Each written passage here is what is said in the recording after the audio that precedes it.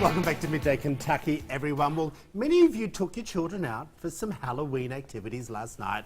Was the excitement of the evening a little more frightful than fun? Licensed pastoral counsellor Dr. James Stillwell is here with us yet again to talk about how helping children overcome their fears. How are you, my friend? I'm good. Good to see you. How are Thank you? you. What are you dressed as? A licensed pastoral counsellor? Yeah. Oh my gosh, you are dead on. Dead on. You're brilliant. Do you like how I just put the cobwebs over you? Oh, it's comforting. We web a fine. Yeah, you're lucky I didn't make you fine drink web. that. Lucky I didn't make you drink that Starbucks drink. Oh, well, I'm open to it. No, you don't want it. Too sweet. Too sweet. All right, explain how patience is a major key to teaching about fear. Don't push the kid. Right. Don't push the kid. You know, fear and anxiety is kind of contagious. Yes. So if Yeah. you're impatient with someone who's fearful, that's just going to make it worse. So be patient. Everything is about, I've got your back with the child. And I'm going to be able to just take baby steps, tiny steps of helping you approach that. Don't go beyond the child's courage. If they can only go so far with it, that's cool. And that's how far you're willing to go.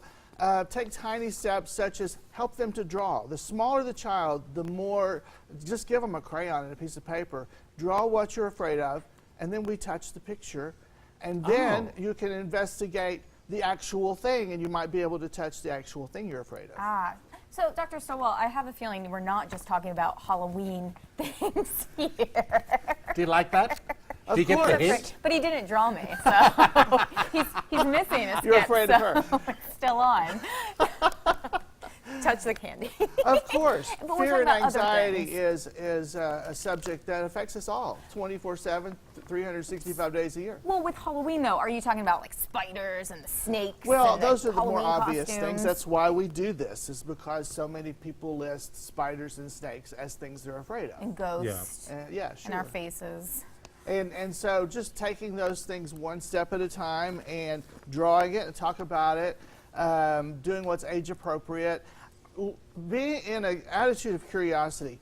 Tell me about why you're afraid of that. Tell me about, so there's a story of when that child first began to be afraid of that. It may have been a parent or another child who reacted in a very frightened way and made them afraid. Well, I think this is the most important question. Engage in the teachable moments with a healthy respect for dangerous situations.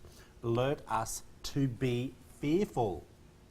I think it's important for all of us of all ages to have a healthy fear of some things, a healthy respect for some things. It was on the news last night about people who fall off these ledges in the national parks. They try to get the best selfie, and it's 800 feet drop.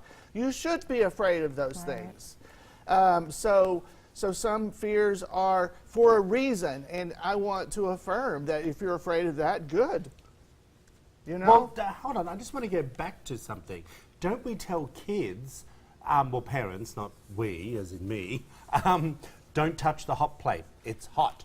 Sure. So you're teaching them at an early age, but then we go and do these scare tactics like Halloween and the haunted houses and all those sorts of things. We've painted our faces up.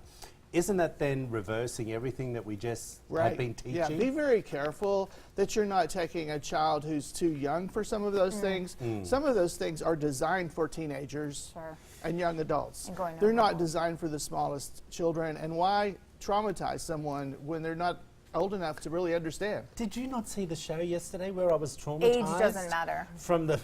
Oh, well, that's true too. You had I good cannot reaction. tell you.